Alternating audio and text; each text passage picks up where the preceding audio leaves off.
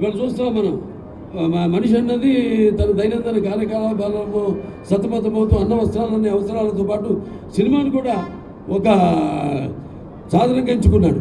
అటువంటిది ఇవాళ చూస్తే సినిమా ఎలా ఉండాలని ఆలోచించాల్సింది పోయి సినిమాని బ్రతికించాల్సిన పరిస్థితుల్లో ఇవాళ చలనచిత్ర పరిశ్రమ ఉంది. ఎందుకంటే అది వేరే వేరే కారణాలు కావచ్చు, కానీ అందరం ఎక్కువ సినిమాలు చేయాలి. ఎక్కువ సినిమాలు చేయాలంటే సంఖ్యాపరంగానే కాదు, మంచి సినిమాలు చేయాలి.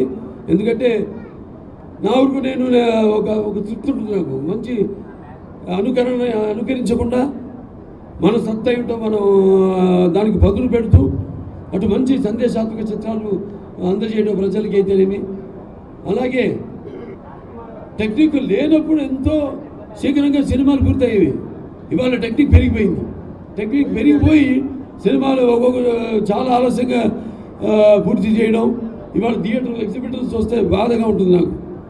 వాళ్ళు కొందరు తాళాలు వేసుకునే పరిస్థితిలో ఉన్నారు. అలాగే పంపిణీదారులు అయితేనేమి అదే పరిస్థితుల్లో ఉన్నారు.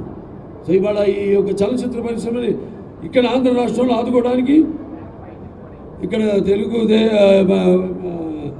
ఈ జోడెట్ల ప్రభుత్వం అయితే ఉందో ఎన్డీఏ ప్రభుత్వం ఈ యొక్క చలనచిత్ర పరిశ్రమ కోసం పూర్తిగా వాడికి లాభదాయకంగా ఉండేలా ఏదో కొత్త ప్రణాళికలతో ముందుకొచ్చి తప్పకుండా ఈ చలనచిత్ర పరిశ్రమని కాపాడుతామేమో. అలాగే తెలంగాణ ప్రభుత్వాన్ని కూడా నేను విన్నవించుకుంటాను.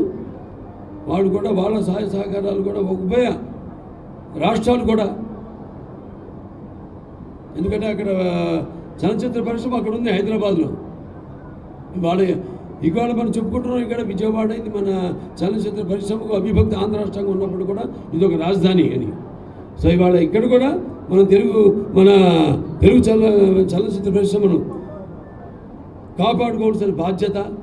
అలాగే ఇక్కడ కూడా ఈ యొక్క ఉన్న ఏదైతే అన్నారో పురస్కారాలు, ఇదివరకు నంది పురస్కారాలు అయితేనేమి ఇటువంటి పురస్కారాలు, అలాగే వివిధ ప్రాంతాల వారు కందుకూరి పురస్కారాలు అయితేనేమి, వివిధ ప్రాంతాల్లో వారు ఉన్న మహనీయుల మహాపురుషుల వాళ్ళ పేరుతో ఉన్న ఉత్సవాలను అయితేనేమి అన్నింటినీ కూడా ఇటు సాంస్కృతిక పరంగా కూడా వాటిలన్నింటినీ ఉత్తరించవలసిన, మళ్ళీ ముందుకు తీసుకెళ్లాల్సిన బాధ్యత మా ఏదైతే ఈ పర్యాటక సినిమాటోగ్రఫీ శాఖ ఉందో వాడి బిజినెస్ కందాల మీద ఉందని తెలియజేసుకుంటూ ఈ చలనచిత్ర పరిశ్రమను ఎక్కువ సినిమాలు చేయాలి,